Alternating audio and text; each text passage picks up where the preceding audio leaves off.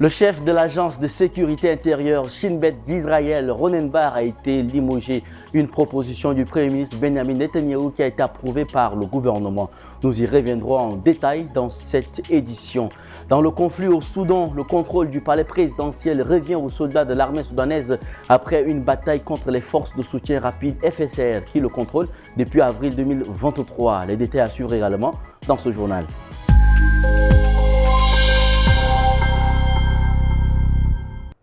Mesdames et messieurs, bonsoir et bienvenue sur Tchad Info TV. Le gouvernement israélien a acté vendredi le limogeage de Ronen Bar, le chef de l'agence de sécurité intérieure Shin Bet, en qui Benjamin Netanyahou a dit ne plus avoir confiance. C'est la première fois dans l'histoire du pays qu'un directeur du Shin Bet est limogé. Suivez les détails. Le gouvernement israélien a approuvé la proposition du Premier ministre Benjamin Netanyahou de mettre fin au mandat de Ronen Bar, qui quittera ses fonctions au plus tard le 10 avril, a annoncé le bureau du Premier ministre. Dans une lettre aux membres du gouvernement, Netanyahou évoque une perte de confiance professionnelle et personnelle persistante avec Ronen Bar, qui empêche le gouvernement et le Premier ministre d'exercer efficacement leur pouvoir. Cette perte de confiance serait aggravée pendant la guerre au-delà de l'échec du 7 octobre 2023 lors de l'attaque du Hamas contre le sud d'Israël. Ronen Bar, nommé en octobre 2021, a affirmé que son limogeage vise à empêcher les enquêtes sur le 7 octobre et d'autres affaires sensibles. Il accusait également Netanyahou de représenter une menace pour la sécurité nationale en entravant des enquêtes sur les liens de ses proches collaborateurs avec le Qatar. L'annonce de sa révocation a suscité la colère de l'opposition, entraînant des manifestations dénonçant une menace contre la démocratie.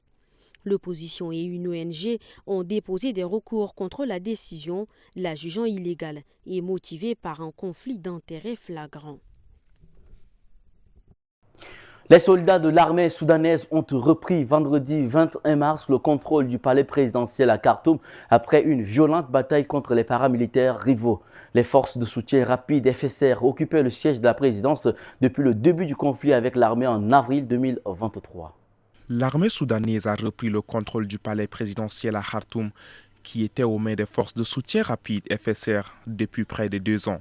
Nos forces ont lancé un assaut sur le palais présidentiel et ont pris le contrôle après avoir anéanti les restes de la milice, a indiqué une source militaire à l'AFP sous couvert d'anonymat, confirmant des informations rapportées par la télévision soudanaise.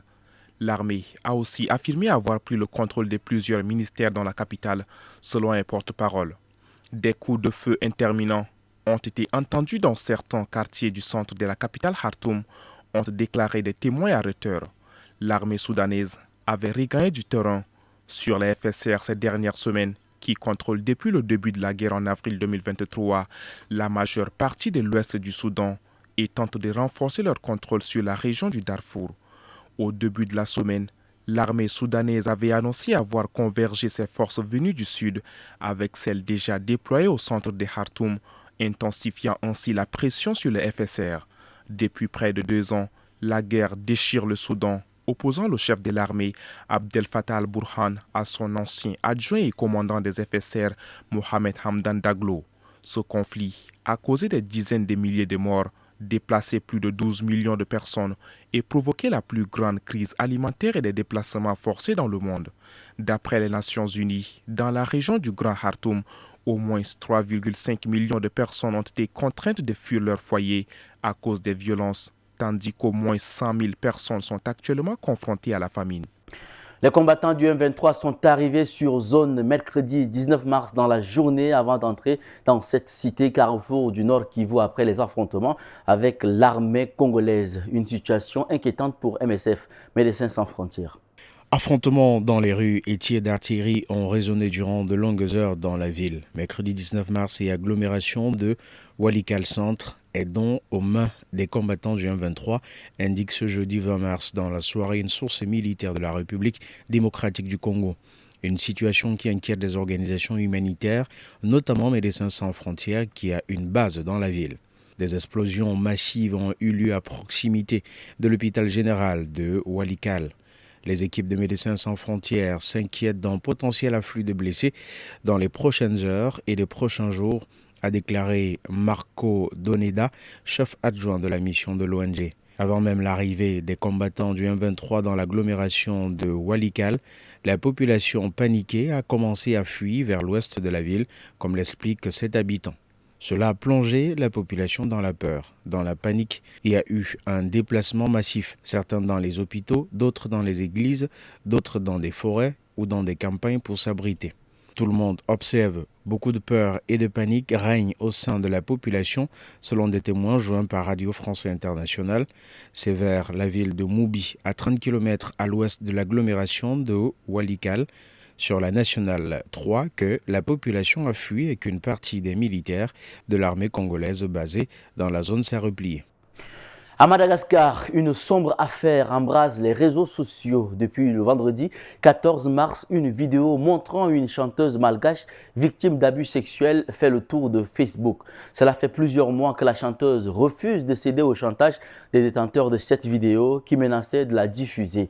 Depuis sa mise en ligne, Meïza a subi une avalanche de harcèlement et de dénigrement. L'affaire a rapidement pris une ampleur nationale jusqu'à provoquer une réaction du gouvernement. Les événements remontent à septembre 2022. Meïza, une artiste de 31 ans bien connue dans le pays, sort alcoolisée d'un bar karaoké dans le quartier populaire de 67 hectares à Antananarivo. Elle est alors filmée, inconsciente, dans une voiture violée par 2 hommes. Sans souvenir de la soirée, elle apprend des mois plus tard qu'elle a été agressée sexuellement lorsqu'elle reçoit une vidéo anonyme. Sur ces images, la jeune femme est inerte tandis que ses agresseurs filment le viol. Depuis la diffusion de la vidéo, des milliers de commentaires ont alimenté la culpabilisation de la victime en critiquant son état d'ébriété et en qualifiant son style de provocateur. Tout cela aurait pu être évité avec plus de retenue, commente l'un des utilisateurs. Des propos que Meïza refuse de laisser passer. Elle s'est confiée à RFI, dénonçant cette vision culpabilisante. Les gens me voient comme une artiste qui a des tatouages, qui est un peu explicite dans ses clips et ses chansons. Mais je n'étais même pas capable de dire non, je n'étais même pas capable de bouger. Sans le consentement, personne n'a le droit d'abuser de qui que ce soit, rappelle la chanteuse. Elle a depuis déposé plusieurs plaintes pour viol, chantage et diffamation en ligne. Comme souvent dans ce genre d'affaires, Facebook est devenu un défouloir où l'artiste est la cible d'insultes et de haine. Marie-Christina Kolo, fondatrice du mouvement féministe Women Break the Silence, dénonce le rôle amplificateur des réseaux sociaux dans la propagation d'une culture du viol qui imprègne la société malgache. Facebook à Madagascar, c'est Internet. Les gens ne se cachent même pas derrière leurs propos ultra-violents, qu'ils soient hommes ou surtout femmes, fustigent-elles. On tente de rassurer les victimes en leur disant « Vous allez voir beaucoup de gens qui vont vous insulter, mais des mouvements sont là pour vous accompagner. On comprend votre souffrance et vous n'êtes pas seul. » Face à l'ampleur de l'affaire, le ministère de la Communication a rappelé les internautes à l'ordre. Dans un communiqué publié le 18 mars, il a averti que le simple partage de cette vidéo est illégal et passible d'une amende de 6 millions d'arriérés, soit environ 1 880 €. Christian et Essep Dondra ont été interpellés dans la nuit du mercredi 19 au jeudi 20 mars par des agents de l'Office central de répression du banditisme. Si le parquet les soupçonne d'avoir pris part à une conspiration en vue d'empoisonner le président, Faustin Archange Touadéra et l'un de ses conseillers, leurs proches, crient à la manœuvre politique, d'autant plus qu'Henri-Marie Dondra envisage de se présenter à l'élection présidentielle de décembre prochain. Selon leurs proches, le notaire Christian Dondra a été interpellé alors qu'il s'est trouvé dans un restaurant de Bangui, la capitale de la Centrafrique, tandis que son frère Essep, cadre du ministère des Finances, a été arrêté à son domicile aux environs d'1 h du matin. Exigeant leur libération immédiate, plusieurs membres de la famille Dondra ont manifesté devant les locaux de l'Office central de répression du banditisme, où les 2 frères sont détenus. Dans la matinée du jeudi 20 mars, l'ancien Premier ministre aîné de la fratrie Henri-Marie Dondra a quant à lui qualifié ces arrestations d'arbitraires et d'illégales, pointant le fait qu'ils ont été interpellés après minuit, alors qu'une candidature de ces derniers pour la présidentielle de décembre prochain est pressentie. Son entourage voit dans cette double arrestation une machination montée de toutes pièces qui n'a d'autre but que de les mettre en conflit. Dans un communiqué publié hier soir, Le parquet assure que Christian et Esseb Dondra ont été interpellés dans le cadre d'une procédure relative à un projet d'assassinat dont l'objectif était le renversement de l'ordre constitutionnel. De son côté, une source policière évoque un complot en vue d'empoisonner le président centrafricain Faustin Archange Touadéra et l'un de ses proches conseillers, Sani Yola.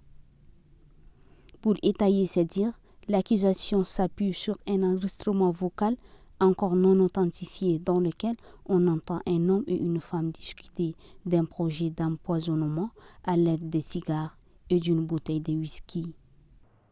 C'est avec cette dernière information que nous mettons fin à cette édition, mesdames et messieurs. Merci de l'avoir suivi. Très bonne suite de programme sur Chad Info TV, votre chaîne d'information.